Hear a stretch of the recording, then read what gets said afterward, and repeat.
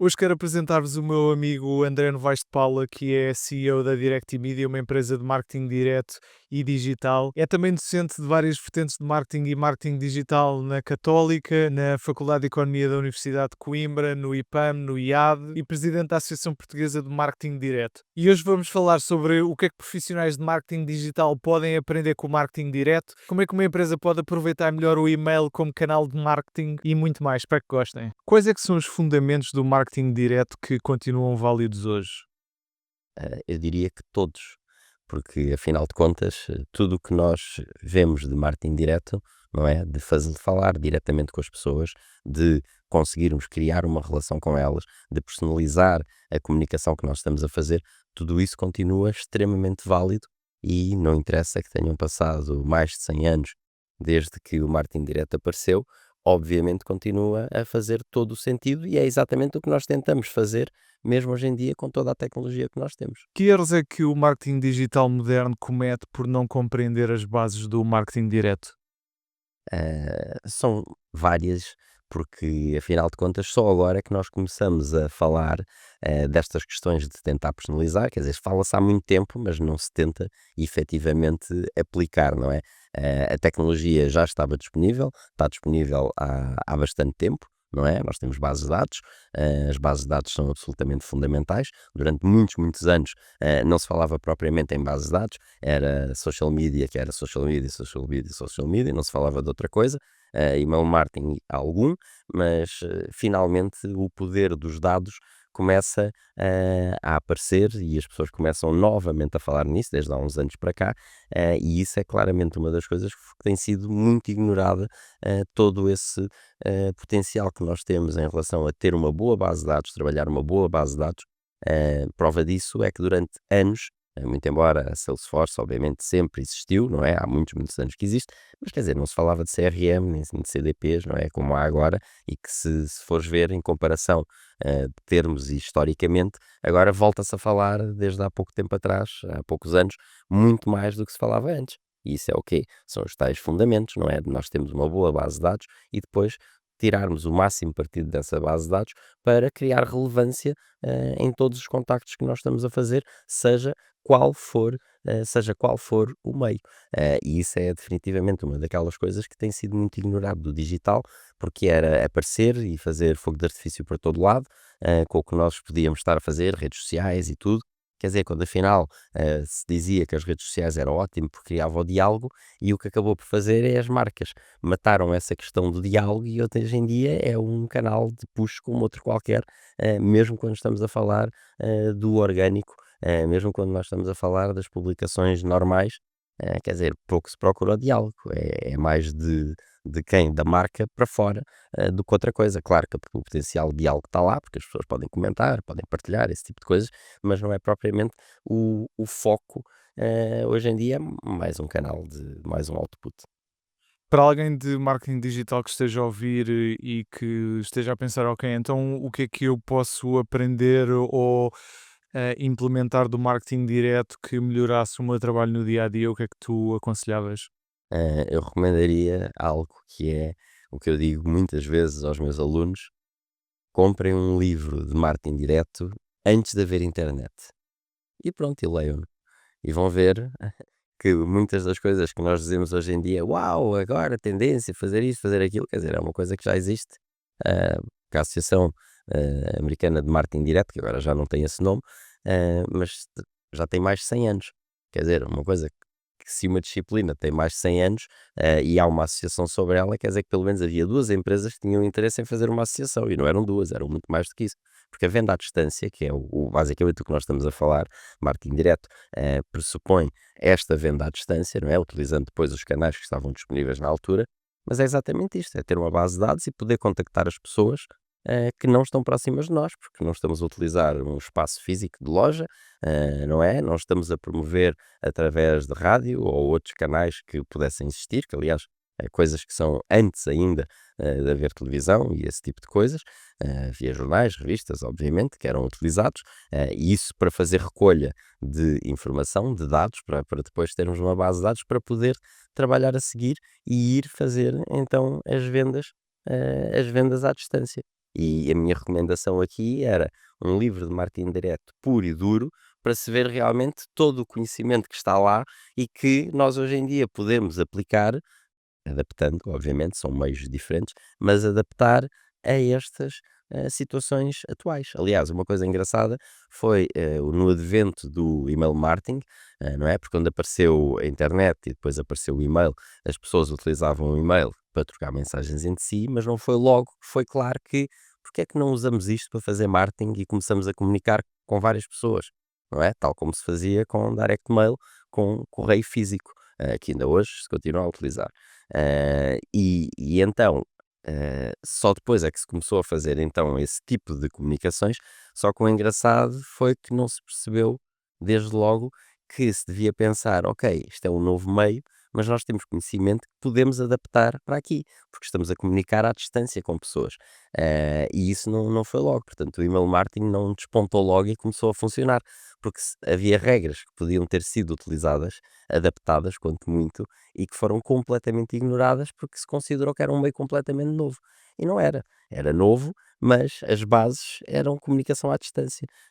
E dá aqui muita coisa que nós temos, já para não dizer de cálculo estatístico, de definição de segmentos, de resultados, tudo isso, quer dizer, há imensa matemática em marketing direto que pode, quer dizer que agora se pensa outra vez, a parte da analytics, mas isto sempre houve analytics, sempre houve testes, estamos a falar de meios mensuráveis, não é? Se nós mandamos 100, voltam 10, nós sabemos quanto é que foi o resultado, não é? E sabemos quanto é que investimos, sabemos quanto é que vendemos, portanto tudo era calculado e depois era levado em linha de conta também quem eram as pessoas que respondiam, se respondiam, não respondiam, era feito testes de tudo e mais alguma coisa, sempre havia mailings diferentes com elementos diferentes para se perceber o que é que funcionava melhor e funcionava pior. Quer dizer, nada disso é novo agora, quando nós vemos, não, é preciso testar, fazer testes A/B. Quer dizer, isso é uma coisa que tem mais de 100 anos, não é novidade. Por isso, livro de marketing direto, puro e duro, é um bom ponto para começar. Parece-me que há muitos negócios que aproveitam mal ou nem aproveitam o e-mail como canal. Por exemplo, surpreende-me sempre ir a um restaurante e pensar que aquela pessoa do restaurante não vai tentar ficar com o meu e-mail e vai sujeitar-se ou vai ficar dependente de eu ver um post das redes sociais para me lembrar de voltar. O que é que uma empresa está a perder por não aproveitar ou aproveitar mal o e-mail como canal de comunicação? Então, no fundo, o canal em si é importante e funciona. Ótimo, todos sabemos isso. Mas o importante é a base de dados. É nós temos uma base de dados e nós estamos dependentes de nós para poder comunicar. E isso é o poder que nós temos aqui. Seja por direct mail, seja por e-mail, seja por SMS. É nós dependemos somente de nós. E eu costumo dizer que uma das razões pelas quais eu gosto tanto destes meios é accountability. Porque se nós tivermos maus resultados, a culpa é nossa e só nossa. Porque nós temos a base de dados e nós temos o conteúdo. Está do nosso lado. Fazer o match entre estes dois e ser relevante só depende única e exclusivamente de nós. E claro que um restaurante, dentro desse exemplo que tu deste, era a primeira coisa que eu tentava era arranjar mecânicas para poder fazer captação de dados. Para quê? Para depois poder promover quando temos um novo menu, um novo prato, um novo acontecimento. Depois depende, obviamente, do restaurante, do que é que nós estamos a falar, do que é que eles fazem ou não fazem, o posicionamento deles, se é mais chique, menos chique, enfim, o que seja, mas, por exemplo, uma ideia normal é base, que eu não vejo ninguém a fazer, é captar o e-mail para depois, e alguns dados da pessoa, inclusivamente o aniversário, para nós podermos depois antecipar o aniversário da pessoa e um mês antes podemos enviar, olha, estas são as nossas condições para jantares de grupo. E estão aqui os menus, têm 2 ou 3 menus diferentes, e se tiverem não sei quantas pessoas, a partir daí oferecemos o bolo de anos por exemplo, e a pessoa não precisa de pensar em nada. Ok, é um sítio que faz jantares de anos e para grupos, ótimo, mas porventura não fazemos para grupos, vamos fazer uma oferta que seja só para 2 pessoas ou para 4 pessoas e dizemos que é o que recebemos porque não queremos ter grupos de 200 pessoas, que é mais do que razoável e certos restaurantes não querem, não é? Porque faz muito barulho para os outros, incomoda, depende do tipo de restaurante, mas fazer uma celebração a 2 ou a 4 ou uma família de 6 ou qualquer coisa assim de género, sim, perfeitamente. Portanto, nós podemos depois enquadrar face ao tipo de oferta que nós desejamos fazer. E eu tentaria sempre, porque depois todas estas coisas, as razões que hajam para comunicar, vai ser uma newsletter normal em que estamos a mandar coisas, Em alguns casos pode ser, em que podemos até dar receitas, podemos envolver, podemos trazer lá as pessoas, podemos fazer algum tipo de promoção ou animação e que seja uma coisa regular, ou pode ser só pontual para dar os parabéns e tentar antecipar esse tal jantar. Pode ser só pontual para comunicar que vamos mudar o menu, que temos isto, que temos aquilo, que fizemos uma nova decoração, o que seja, mas restaurantes é uma coisa, atenção, ótimos, focam-se muito no produto, que é importante, porque se a experiência não for boa, é um problema, mas a maior parte desperdiça completamente as questões de marketing. Tem umas páginas nas redes sociais miseráveis, a maior parte deles, e depois não aproveita o momento da experiência, que atenção, não é para todos os restaurantes, não vamos estar num restaurante e pagamos 200 € por pessoa, a perguntar à pessoa se não querem que lhes tiremos uma fotografia, não é? Obviamente, mas noutros restaurantes, não, vamos ter um selfie corner, por exemplo, uma zona que é impossível a pessoa não querer ir lá tirar uma fotografia, principalmente para públicos mais novos. Vamos ter uma casa de banho que seja diferente, é normal. Quantas vezes é que acontece quando a casa de banho é diferente, alguém vai, volta para a mesa, bem, a casa de banho é giríssima, vocês têm que ir lá ver. Quer dizer, essas muitas vão lá tirar, principalmente as meninas, não é? Vão tirar fotografias e vão publicar, seja ao espelho, seja o que for, só pelo facto de ser diferente. Podemos ter o nosso staff treinado e ensinar-lhes a tirar fotografias, quais são os melhores ângulos, garantir que é a luz, de que lado é que é conforme a mesa, ou o que seja, e dizer, olha, vocês estão super divertidos, querem que vos tire uma foto? Saca-se o telemóvel da pessoa, tira-se uma foto e diz, olha, agora não se esqueçam, partilhem, tagam-nos que para nós podemos ir lá. Podemos fazer uma espécie de um passatempo, em que as pessoas tiram fotografias ao prato e o melhor prato tem um prémio qualquer por semana ou por mês, e depois podemos publicar nas nossas redes, podemos publicar na newsletter. Quer dizer, há milhões de ideias aqui para nós podermos fazer coisas engraçadas e também tentar sempre fazer a tal captação para termos a base de dados do nosso lado para depois comunicarmos mediante a forma como nós achamos que faz sentido. E o que é que tu aconselhavas especificamente para um restaurante criar base de dados? Como é que, neste momento, temos um dono de um restaurante a ouvir ou alguém do staff? Qual é a melhor forma de ficar com o e-mail das pessoas que estão sentadas na mesa? Normalmente trocar por alguma coisa, não é? Oferecer alguma coisa em troca, mas premiando, não é? A ação em si, ou o que nós vamos fazer, o que a pessoa vai ganhar, fora os bónus, o que a pessoa vai ganhar por fazer aquela subscrição, tem que ser claro e transparente, para a pessoa. Primeiro, é um contrato que nós estamos a fazer com a pessoa, não é? Para ela saber, o que é que vai acontecer com essa transmissão dos seus dados, porque os dados são dela, ela só está a permitir que aquela entidade tenha acesso a eles para comunicar. Portanto, as finalidades são muito claras, mas as finalidades não só pelo ponto de vista legal, mas pelo ponto de vista de marketing, para a pessoa saber o tal what's in it for me, o que é que eu vou ganhar por estar a subscrever uma lista de um restaurante.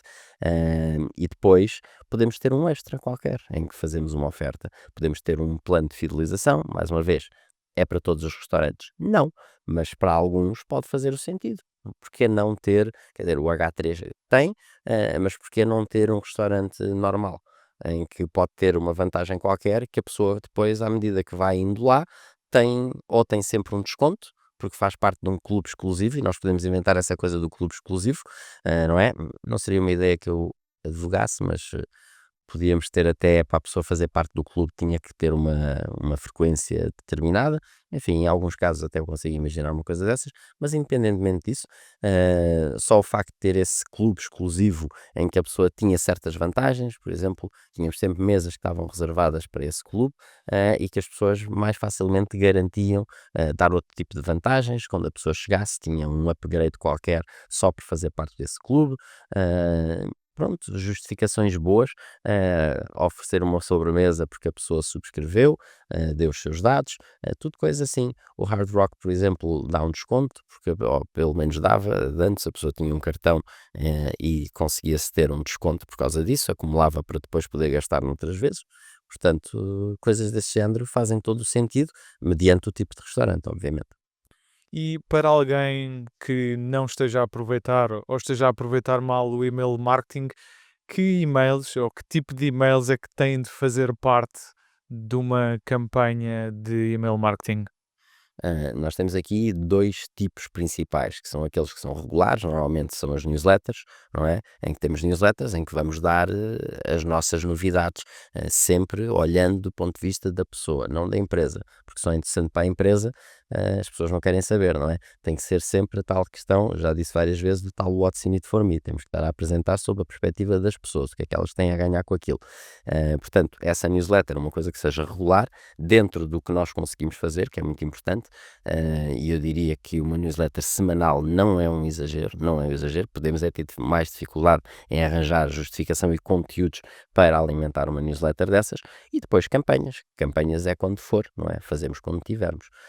Claro que também há certas empresas que fazem campanhas e que fazem com que essas campanhas sejam regulares, ou seja, neste determinado dia da semana, às quartas-feiras, vai sair a minha promoção e as pessoas já estão à espera que aquilo aconteça. Pronto, um restaurante poderá fazer isso, outra empresa qualquer poderá fazer isso, ou ter a newsletter, ou então ir fazendo campanhas sempre que fizer sentido para eles, mas é importante, na maior parte dos casos, manter alguma regularidade de envio, alguma frequência, porque se é demasiado espaçado, quando nós depois ativamos, as pessoas não estão nem aí para receber as nossas coisas, não estão habituadas, e os nossos resultados vão ser baixos. Portanto, quando estamos a fazer email marketing, é mais do que tudo importante em relação aos outros meios, ter algum tipo de frequência para as pessoas estarem a ouvir nós por esse meio. E há outro tipo de e-mails que também tenham ou devam estar incluídos, por exemplo, um e-mail de boas-vindas?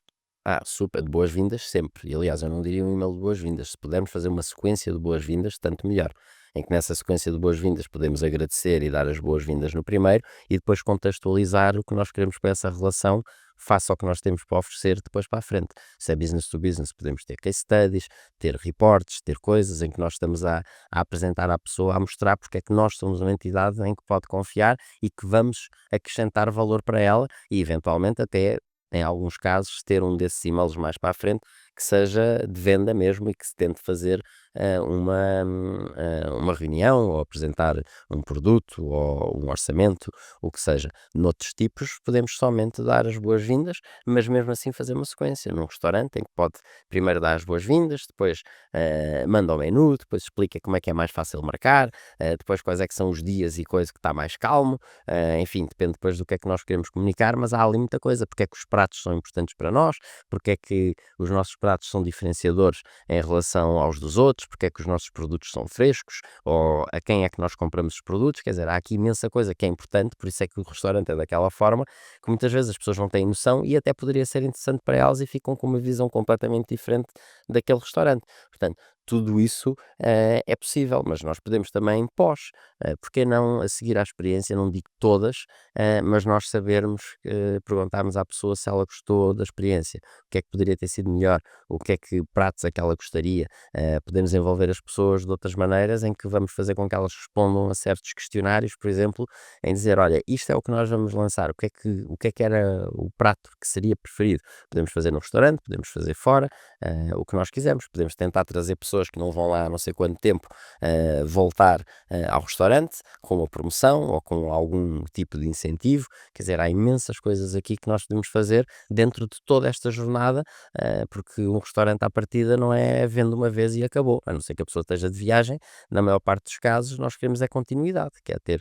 não ter a necessidade de estar a gastar para trazer lá pessoas, não, as pessoas estarem habituadas a ir lá com regularidade para pouparmos nesse gasto e termos a sala cheia, não é? Que competências de marketing direto é que podem dar uma vantagem competitiva a um profissional de marketing digital? Toda esta questão de saber que o cliente é único e que nós devemos tentar trabalhar com esse cliente exatamente dessa forma, ele sendo único. E para isso, bases de dados, bases de dados, bases de dados, não é? Olhar para que cada comunicação tenha um objetivo definido é muito importante. Isso vai ajudar depois a perceber a perspectiva pela qual nós devemos apresentar. Saber que copy é importantíssimo, é mesmo muito importantíssimo, é muito, muito importante. Há uma forma de vender através de palavra escrita, e por isso nós devemos realmente esforçar-nos, trabalhar com um bom copywriter, não fazer um texto às três pancadas e depois achamos que não funciona, quando a única coisa que nós estamos a apresentar à pessoa é texto. Portanto, é o mais importante que nós temos, inclusivamente em direct mail, para falar disso, por exemplo, vale muito mais enviar, e gostava de ver um teste que mostrasse o contrário, porque nunca vi muitos testes destes, vale muito mais enviar uma carta sem folheto do que enviar um folheto sem carta.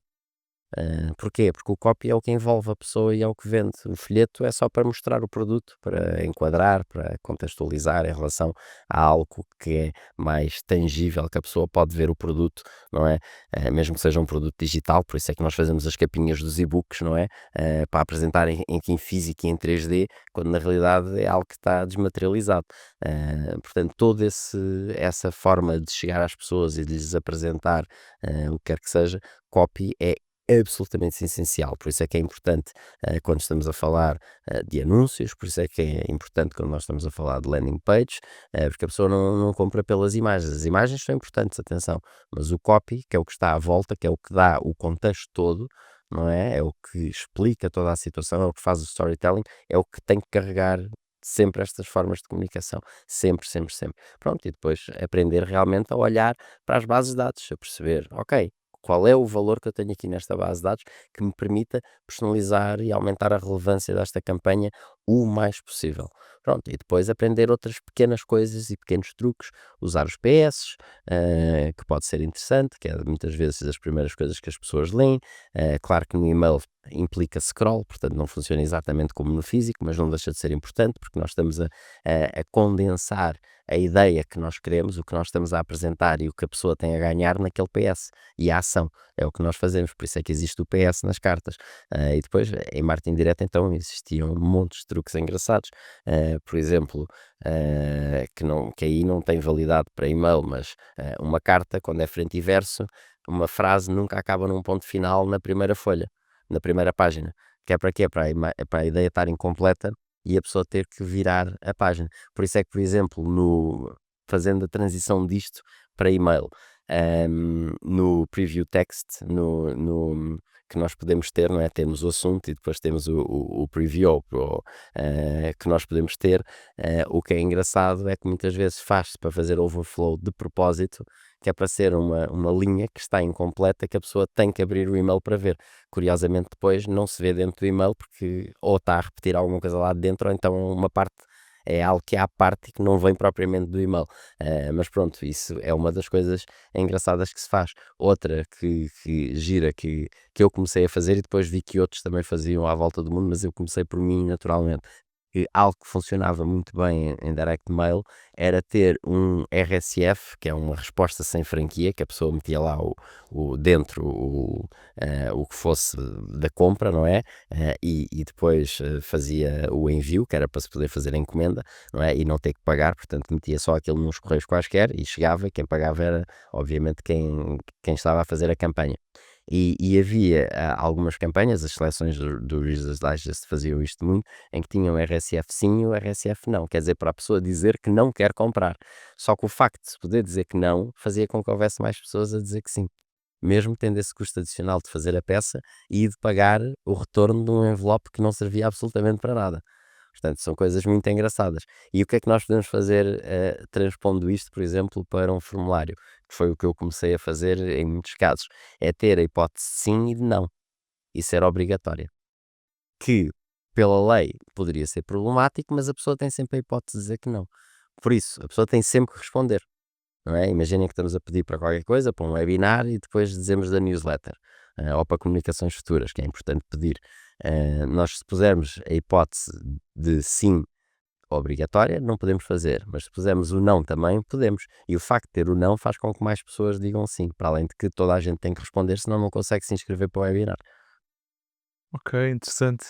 E Como este, há milhões de outros truques que dá para transpor ou adaptar. Há muita, muita coisa. Porque é tudo medido. Em marketing direto sempre foi tudo medido. Eles dependiam de uma coisa em que não tinham contacto com o cliente, à distância. Percebes? Para vender coisas, isto no Velho Oeste. Não é? Porque isto tudo começou com um tipo que tinha, que é muito engraçado, que tinha um relógio muito bom, porque trabalhava numa estação e os relógios eram importantíssimos para saber as horas dos comboios. E era importante também saber, porque senão os comboios havia riscos, enfim, não só dos comboios poderem bater, e então ele depois, havia outros tipos que tinham a mesma profissão que achavam que era importante ter um relógio, porque senão tinham dificuldade em fazer o trabalho deles e os relógios não eram muito certos. Então ele começou a vender relógios à distância e foi assim que isto tudo começou. portanto, à distância, quando não havia nada, quando não havia outras formas de comunicação, e já havia isto. Tu mencionaste o correio físico e usar o correio físico, como ferramenta de marketing ainda funciona e sim, em que contexto? Sim, funciona, e pode-se continuar a utilizar. Nós, na agência, continuamos a fazer para os nossos clientes. Hoje em dia, obviamente, tudo mudou, não é? Já não vai haver como nós fazíamos há 20 e tal anos atrás, mailings de 1.200.000, mesmo para Portugal, 1.200.000, portanto era mais de 10% da população portuguesa. Isso não vai, são tempos que não vão voltar, mas se nós virmos que temos rentabilidade para contactar certos segmentos ou quando estamos a falar de certo tipo de produtos, sim, faz todo o sentido, porque aliás é extremamente diferenciador hoje em dia, porque é tudo, tudo, tudo digital e ter alguma coisa que é material que se recebe. Tem um peso substancial, principalmente com a capacidade que nós temos hoje em dia, quem diz, desde há, sei lá, 18 anos atrás, 16 anos atrás, de personalizar as peças, porque o que nós conseguimos fazer hoje em digital, nós já fazemos em físico há muito, muito tempo. Que é ter uma mesma peça, o mesmo template, e depois nesse template poder variar os vários elementos de texto, de imagem, conforme o que está na base de dados para cada cliente, usando critérios multivariáveis, inclusivamente, em que podemos estar a conjugar vários elementos, se é homem, se é mulher, se tem esta idade e tudo, só para escolher uma, se é casado, se tem filhos, só para escolher uma imagem de capa que represente o mais possível aquela pessoa que vai receber aquela peça. E isto, podemos estar a falar de one shot, só aquele, podemos estar a falar num fluxo e fazer integrado depois com outras questões que estamos a utilizar em termos de marketing digital, pode ser de pré, pode ser de pós, pode ser de teaser, e algo que seja realmente uma peça física, que é diferenciadora, que, por exemplo, funciona para business to business, funciona para business to consumer, é uma coisa que a pessoa tem na mão, que é diferente do que está habituado a receber, que pousa na secretária, que em casa é engraçado, que tem peça física, é algo que é bom. Um e-mail, quantas pessoas é que vem um e-mail? Vê aquela, não é? E atenção, eu adoro e-mail marketing, mas vê aquela. Uma peça física que chama a atenção de quem a recebe, a pessoa deixa. Portanto, é possível ser vista por mais não sei quantas pessoas dentro daquela casa, ou então ser mostrada diretamente dentro do trabalho. E depois há a hipótese de ligarmos ao digital, com o facto de ter QR codes, ter um URL que seja simples de memorizar ou de escrever. Portanto, temos aí imenso potencial para poder fazer. Se houver, enfim, a questão há sempre necessidade de ter algum tipo de aplicação, mas nós podemos até ter alguma coisa de realidade aumentada por cima, hum, como em cima da peça. Portanto, há aí muita coisa que dá para fazer hoje em dia ligando esse mundo físico depois ao mundo digital. Tu mencionaste QR codes, e também me lembrei, porque falaste de que o marketing direto existe há mais de 100 anos, daqueles cupons na revista que pediam às pessoas para preencher. Quais são as melhores formas de medir se uma campanha ou um envio deste correio físico funcionou? Temos que ter alguma forma de resposta para nós sabermos que vem dali, não é? É importante. Portanto, se tivermos um link ou um QR code, conseguimos medir, é fácil, podemos, ou o link é único e não há problema, ou então metemos os marcadores que nós quisermos nesse link. Podemos ter um cupão que a pessoa tem que meter um número. Imaginem que é uma loja que nós queremos fazer tráfego para uma loja. Quer dizer, se nós estivermos a fazer muitas campanhas ao mesmo tempo, a apontar para a loja de vários meios diferentes, nós depois sabemos que tivemos este ou aquele resultado, mas não sabemos qual é que é o peso relativo que cada um dos nossos esforços teve. Se nós temos um cupão, por exemplo, em que a pessoa chega lá e diz um número e aquele número está associado àquele meio, ou àquela zona, ou àquele tipo de pessoas, ou àquele segmento, nós depois podemos, mais tarde, não é? A seguir, face aos resultados de retorno que nós temos, perceber exatamente o que é que funcionou. Isto é uma coisa que, por exemplo, era muito utilizada e continua a ser, tanto em drop mail, que é correio não endereçado, não é? Os folhetos que nós recebemos no correio, que não têm a nossa morada, não é? Que são só distribuídos por zona. Em revistas e jornais também era utilizado. Porquê? Era ter códigos únicos, mesmo que fosse para ser para telemarketing, para inbound, para as pessoas telefonarem. Para quê? Para saber depois de onde é que as pessoas estão a responder, quais é que são as zonas de onde é que estão a responder. Aqui nós conseguimos fazer exatamente o mesmo. Conseguimos medir das formas, possíveis, se temos alguma coisa que realmente é sobre aquela pessoa.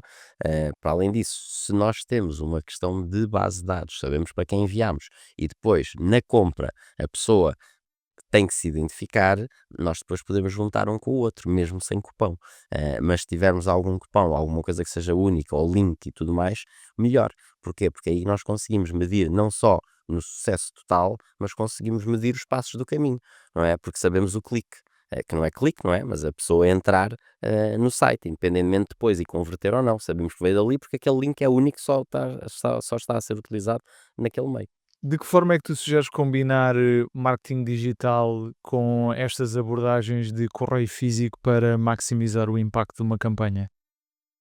Como se quiser, quer dizer, the sky is the limit, isso depois é o que nós temos, é muitas peças num piano e nós fazemos a nossa música conforme quisermos, compomos o que nós quisermos. Nós aqui podemos estar a utilizar como teaser, como eu disse há pouco, em que atenção, tenha atenção à sua caixa de correio, ou tenha atenção ao seu e-mail, no dia tal vai receber à hora não sei quê, quer dizer, dentro ali de uma hora estimada, podemos fazer isso. Podemos também fazer como uma primeira abordagem, que é física, e depois ter um fluxo em que depois a seguir há um ou dois ou três peças de e-mail, depois se a pessoa não converte entretanto há um telefonema, isto para tentar marcar uma reunião, podemos fazer ao contrário, começar com o digital e atenção, isto depois permite fazer remarketing também, porque enquanto a pessoa não responde nós podemos estar a fazer anúncios para aquela pessoa dentro daquela perspectiva, é uma base de dados, portanto nós podemos estar a fazer custom audiences nas plataformas que assim o permitem, carregamos para lá a nossa base de dados e temos aquelas pessoas identificadas e podemos estar também a ter esta abordagem digital também através de anúncios para somente estas pessoas. É claro que essas pessoas precisam de utilizar aquela plataforma, mas esse potencial pelo menos existe. Não sabemos quem é que vai ser, não sabemos se fazem parte daquela plataforma ou se a usam ou não, mas se porventura utilizarem, vão estar a ver anúncios, seja em Google, seja em X, seja em Facebook, Instagram, LinkedIn, por aí fora, depende depois do que nós queremos. Por isso, nós só temos que pensar em fluxos que façam sentido e integrar depois direct mail dentro desse fluxo. Pode ser antes, durante, depois, podemos utilizar também como onboarding, por exemplo, em que enviamos um kit de onboarding para as pessoas, para aproximar o mais possível e para ter, principalmente em coisas que não são tangíveis, ter alguma coisa que é efetivamente tangível, é físico, não é? Mesmo que seja um curso online, para quê? Para haver proximidade, para as pessoas pensarem, ok, isto é real, isto é físico, eu recebi isto, eu tenho isto na mão, independentemente de estar a fazer as aulas todas online e não haver nada que seja material que eu possa tocar, mas este kit é.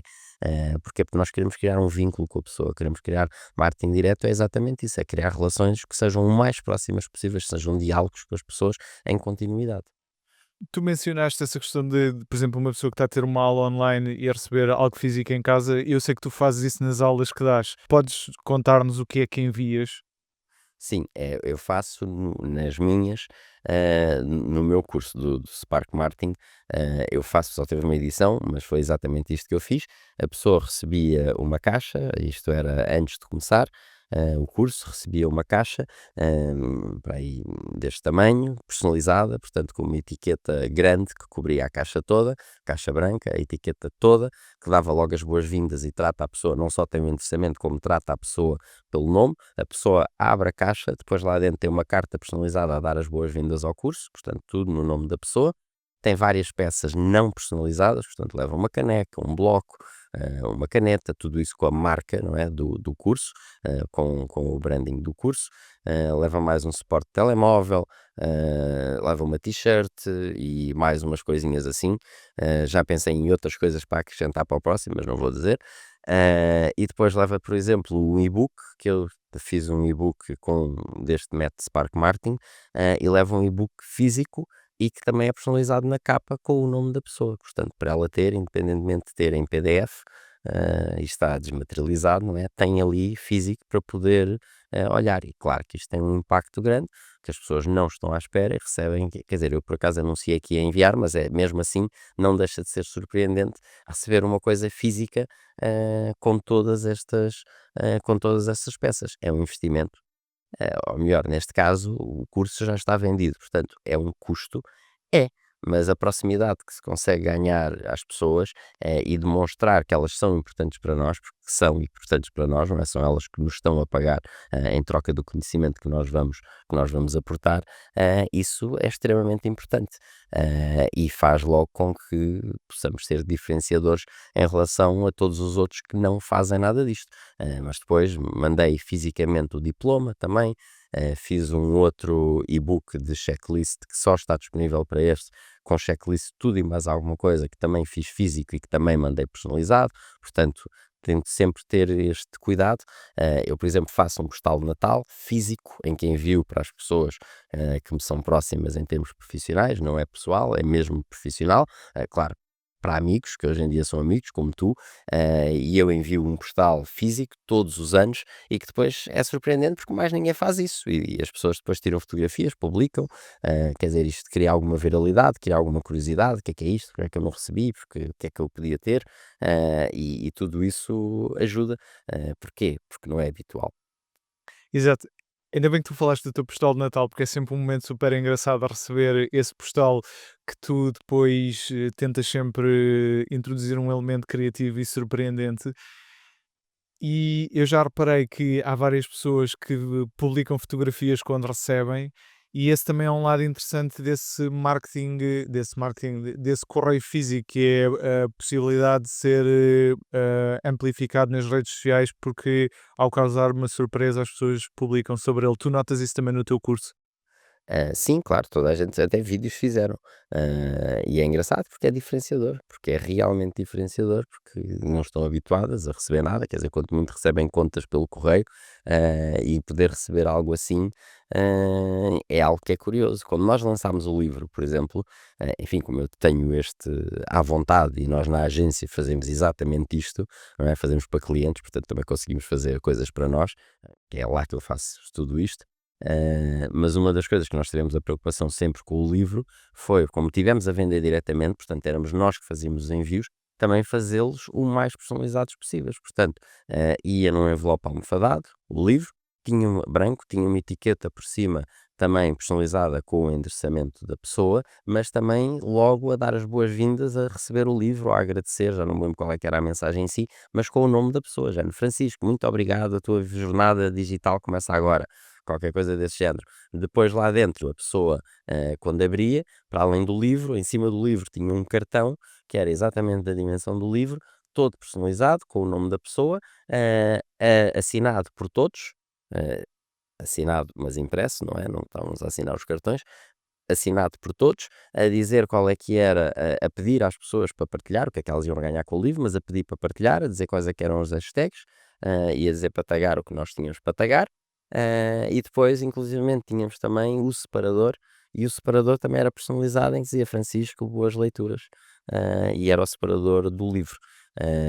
Portanto, esta personalização foi fantástica porque as pessoas depois montavam com o envelope, com a carta, com o cartão, com o separador e com o livro e tiravam uma fotografia e o que nós não conseguimos medir, mas o que devemos ter tido de vendas, novas vendas por alguém ver a partilha de outra pessoa, deve ter sido absolutamente fantástico, que todos os dias havia dezenas de pessoas a partilhar, e nós só fizemos esse pedido, que as pessoas já o fariam naturalmente só por receber, porque nunca receberam nada assim. Eu recebo livros e enviam-me livros, muitas editoras, e fomos nós que fizemos, muitas editoras enviam-me, não tem uma frase lá dentro, é o livro. Quanto muito de vez em quando é assim mais especial, vem com uma dedicatória do autor, não é? Mas que é raro, e não tem um cartão, não tem nada, não tem a falar sobre o autor, não tem a falar sobre o livro, não tem a dar as boas-vindas, não tem contexto absolutamente nenhum. É um envelope com um livro lá dentro. E, quer dizer, é uma perda de oportunidade enorme. A mesma coisa com e-commerce, quer dizer, a pessoa recebe, principalmente de vez em quando, coisas que são caras e não tem um cartão, pelo menos a dizer thank you. Já nem digo que fosse personalizado ao nome da pessoa, mas pelo menos a dizer obrigado. Agora faz parte da nossa comunidade.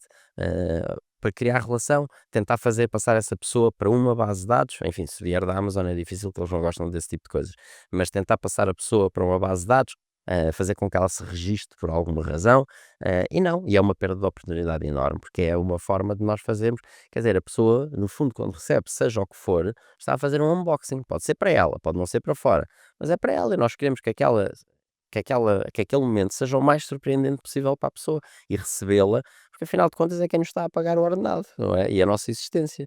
Hum, Portanto, não há ninguém mais importante do que aquele cliente naquele momento e deve ser tratado dessa forma, de forma diferenciada e o mais personalizada possível. Pronto, e isto permite fazer esse tipo de coisas. Por exemplo, nós fizemos há muitos anos atrás, fazíamos a Gamebox do Sporting, depois deixou de haver este físico, depois da pandemia, mas fazíamos, em que nós tínhamos tantas variáveis que cada peça nós tínhamos 47 outputs diferentes, combinações possíveis, porque eram todas as combinações que dava para fazer face às variações.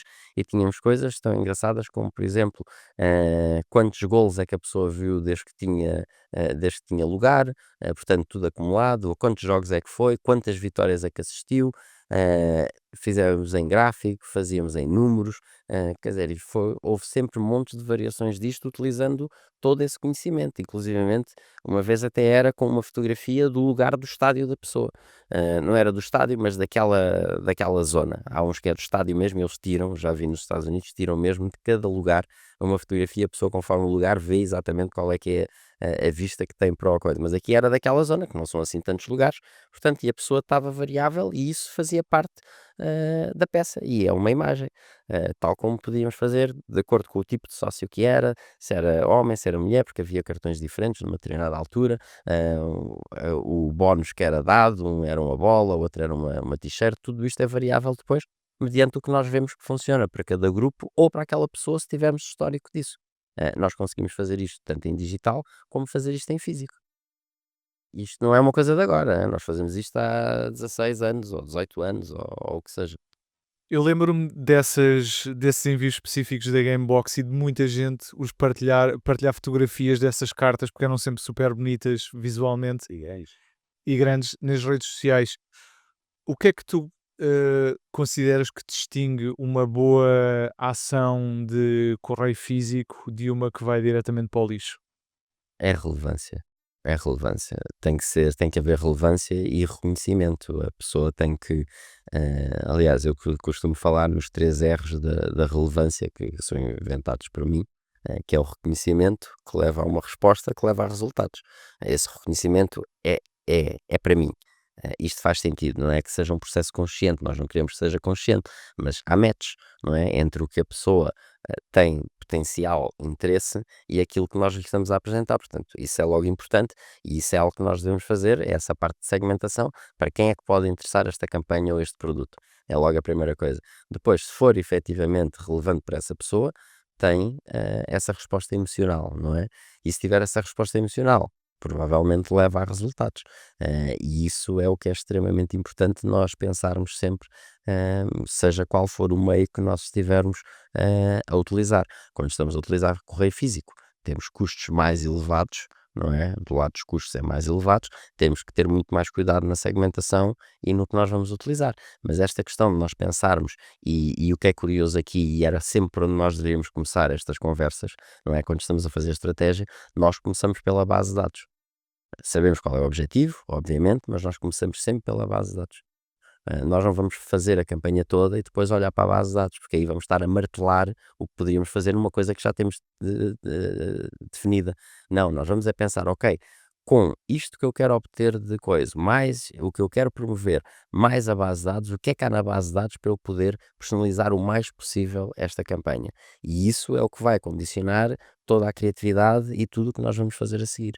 Porque se temos informação na base de dados que nos permita personalizar mais essa campanha, e o personalizar não é pôr o nome de pessoas, como eu já disse, é muito mais abrangente do que isso, é o que nós vamos tentar fazer. É para apresentar para aquela pessoa sobre aquela perspectiva. Porque nós, por exemplo, quando estamos a fazer, qual é que é a diferença entre personalizarmos e segmentarmos? E atenção que podemos também combinar os dois, mas eu agora vou separar, que é para facilitar. Quando nós fazemos segmentos, estamos a fazer clusters de clientes, não é? Ou de contactos, estamos a fazer clusters. E depois vamos-lhes apresentar sobre aquela perspectiva que interessa àquele grupo de pessoas. Quando nós estamos a personalizar, nós estamos a trabalhar o máximo possível o one-to-one, que é o que nós estamos a tentar fazer. Portanto, os mesmos critérios que eu posso utilizar para segmentar, eu posso utilizar para isto, para personalizar. Só que em vez de fazer agrupamentos de clientes, não, eu vou ter uma peça base central e vou depois programar em cada um dos elementos que me faz sentido variar as variações que eu desejo. É a capa porque a pessoa comprou este produto ou comprou aquele, é porque é mais sensível a esta promoção do que aquela, a este produto e não ao outro. Pode-se ter um lote de produtos e depois apresentar um produto a cada pessoa. Posso ter nuns a oferecer um desconto, noutros estou a oferecer produto extra, noutro tem a hipótese de pagar só uma vez, outros podem pagar em duas ou três, e tudo isto pode variar. E o que eu quero é personalizar o mais possível essa experiência de acordo com o que eu vejo na base de dados que resulta melhor para aquela pessoa com esse conhecimento. E pronto, por isso é que nós começamos pela base de dados e depois isso é que vai definir a estratégia e as táticas que nós vamos utilizar exatamente naquele contacto. Isto é válido para e-mail, é válido para SMS, é válido para é válido também para direct mail, é válido para URLs personalizados, que é uma coisa que nós também fazemos, em que a pessoa entra num URL que já tem o nome dela. E ela, quando entra lá, entra num template que depois, quando entra naquele URL específico, vai ser alimentado por o que está na base de dados a dizer que vai ter em termos de elementos. E então nós conseguimos entrar no mesmo site, supostamente, mas que é personalizado para ti ou personalizado para mim, que dá as boas-vindas à pessoa pelo próprio nome. O que é que hoje em dia não se ensina na universidade sobre marketing que tu consideres essencial? Principalmente quando estamos a falar de digital. E isso eu acho que realmente é muito importante, porque as bases do marketing continuam a funcionar, mais para aqui, mais para ali, mas continuam a funcionar. E é extremamente importante, porque é o ponto de partida para tudo. Senão nós vamos estar a tentar construir um prédio sobre fundações que são más. Portanto, importantíssimo, principalmente para quem está em digital, porque também é uma coisa que eu sou bastante crítico, as pessoas dizerem que trabalham em marketing, lá por estarem dentro de alguma alçada digital, não trabalham em marketing, é uma falácia, trabalham dentro da área de marketing, mas não trabalham em marketing. Alguém que faz SEO, atenção, importantíssimo, com todo o respeito por esses profissionais, mas não trabalha em marketing. Marketing trabalha quem faz a estratégia, quem faz os planos, quem faz esse tipo de coisas. Essa é uma pessoa que trabalha dentro da área do marketing. Como, por exemplo, o cameraman que estava a filmar o anúncio não era publicitário. Não é? Publicitário eram os tipos que criavam os anúncios. Aqui é a mesma coisa. Portanto, alguém que queira dar o salto e passar e subir, não chegar somente ao topo do que é SEO dentro das empresas mundiais, que atenção, seria fantástico, mas que queira passar para o lado de estratégia e depois eventualmente gestão, tem que saber de marketing. E isto é um problema, está-se a ensinar digital, digital, digital, sem ter bases nenhumas de marketing. E eu acho que é absolutamente essencial, quando seja uma pós-graduação, porque há muitas pessoas que não vêm necessariamente da área de marketing e que querem tirar em alguma coisa de digital, e que é importante saber os fundamentos, portanto saber público-alvo, segmentação, mas voltando até antes, diferenciação, posicionamento, unique selling proposition, tudo isso é essencial. Qual é o produto, como é que se faz o fit para o cliente, tudo isso tem que ser sabido, não é? Porque é por aí que começa qualquer projeto. Se não é por aí, estamos a tentar fazer redes sociais antes de ter tudo o resto. E isto tudo, temos que ir alinhando as peças, não é como se fosse um dominó que nós depois vamos dar no piparote e queremos que caia tudo. É exatamente assim, temos que alinhar todas, peça a peça, peça a peça, não é? Saber quem é o público-alvo, os segmentos, as personas, tudo isso vital. E infelizmente não se fala muito disso e é um problema porque se está a ensinar a parte operacional, e não se está a ensinar isto que é transversal, quer façamos só digital, quer façamos só offline e tudo mais. E vai ser um problema para as empresas que vão querer contratar profissionais de marketing e não há pessoas com esse conhecimento. E há alguma ideia errada que tu consideres que os profissionais de marketing em geral tenham? Não dar a real importância, por exemplo, às bases de dados, porque muitas vezes é um afterthought, não perceber que gostamos mais do fogo de artifício e das outras coisas e não perceber, por exemplo, que o email marketing é a melhor forma de vender que pode existir dentro digital e que tem o maior ROI. E porque é que isso acontece? Exatamente porque nós temos tudo, as variáveis estão do nosso lado. Nós temos a base de dados e temos os conteúdos. Portanto, fazer um match entre os dois só depende única e exclusivamente de nós, como eu disse há pouco. Portanto, não se dá muita importância ao email marketing quando devia ser das primeiras coisas. É base de dados, é um ativo super importante das empresas. Fazer base de dados. Quais é que são as formas que nós conseguimos realizar para podermos ter mais dados a entrar, mais registros e depois mais informações sobre esses registros, alimentar a base de dados para ela ser o mais qualificada possível, e depois tirar partido dessa base de dados através dos outputs que nós temos ao nosso dispor, que permitem exatamente que até anúncios, como falei há pouco, nós podemos utilizar, fazer a partir das nossas bases de dados, para chegar a essas pessoas diretamente e não estar dependente de outros. Que conselho darias ao André que acabou de sair da universidade e quer ter sucesso na área do marketing? Marketing pessoal é importantíssimo. Se quer ter sucesso, nós temos que fazer marketing a nós próprios, portanto, aparecer, aparecer, aparecer. E temos que ser objetivos no que nós queremos fazer, estar constantemente a estudar, a aprender, a aprender, a aprender e a demonstrar para lá de qualquer dúvida que temos esse conhecimento. E como é que nós fazemos isso? Utilizando as redes sociais, utilizando os meios ao nosso dispor, tendo um blog, tendo um canal no YouTube, fazendo TikToks ou Reels ou Shorts, o que queiram chamar, depende da plataforma. Mais do que tudo, trabalhar essa nossa marca, ter o nosso nome associado, obviamente, termos uma boa fotografia para poder aparecer, e depois fazer boas conexões e fazer bons conteúdos. O LinkedIn é absolutamente vital, não é? É muito, muito importante, que é algo que as pessoas vão obviamente avaliar, mesmo que não tenhamos uma página no Facebook, não sei o quê, só trabalhar o LinkedIn, mas trabalhar muito, muito bem o LinkedIn. Sigam o Pedro Caramês, porque ele realmente é o Mister LinkedIn e ensina tudo e mais alguma coisa sobre o LinkedIn. Mas temos uma boa imagem, termos o nosso nome, vai ver escolher bem o nosso nome. Se temos vários nomes, escolher um que seja uma combinação menos habitual, para nos destacarmos também e ser mais fácil depois recordar e sermos encontrados, vai nos diferenciar. Ter um bom título no LinkedIn, já a dizer o que é que nós fazemos ou não fazemos e a contextualizar dentro das nossas áreas de atuação. Ter muito bem descrito todas as nossas posições e funções com as tarefas efetivas que nós fazemos, pensando que essas keywords principais têm que bater com as keywords que estão lá em cima no título. Depois, fazer conexões é muito importante, portanto, se vamos receber algumas, sim, claramente, mas começar a fazer conexões o mais rapidamente possível, contextualizar sempre, mandar sempre convites personalizados o mais possível, em que dizemos porque é que estamos a fazer aquele convite. Também não temos muitos caracteres, portanto é fácil, e fazer uma pequena apresentação sobre nós. Quando a pessoa aceita, responder a dizer mais algumas coisas, sem vender, mas a dizer mais algumas coisas, aí temos mais espaço, e depois publicar, publicar, publicar, publicar, publicar. Importantíssimo. Por isso é que nós hoje em dia no LinkedIn, por exemplo, entramos no feed e não entramos na nossa página como era, com o nosso perfil como era de antes. O feed manda, e o feed são conteúdos. E se nós queremos realmente sobressair, temos que estar a publicar conteúdos que sejam relevantes para onde nós queremos ir, não é para onde nós estamos necessariamente. Quer dizer, se quisermos estar ali, ótimo, mas nós temos que começar a publicar sempre é para onde é que nós queremos ir. Não largando obviamente de onde nós estamos, mas é sempre nessa perspectiva, que é para as pessoas já nos verem lá. Quando alguém nos pensa contratar, por exemplo, já estar a pensar nessa perspectiva de esta pessoa é para aquela posição, independentemente do que nós estamos a fazer agora. E isso é conteúdos. E podemos partilhar conteúdos de outros, facilmente, conteúdos de terceiros, não faz mal, mas temos sempre que contextualizar, temos sempre de dar a nossa visão sobre aquele conteúdo, para dizer porque é que estamos a partilhar, porque concordo, ressalvo esta ponte, aquele, não concordo, discordo, isto é uma tendência, enfim, seja o que for, mas estar sempre a coisa. Depois, a partir daí, começa a haver conexões, porque o LinkedIn nesse aspecto funciona muito bem. Não são poucas as vezes que nós estamos a ver conteúdos de outros que nós não estamos ligados, porque alguém a que nós estamos ligados interagiu com aquele conteúdo. Portanto, claramente ir por aí. E depois depende do tipo de conteúdos que nós nos sentimos à vontade. Se conseguirem fazer vídeo, força, vídeo.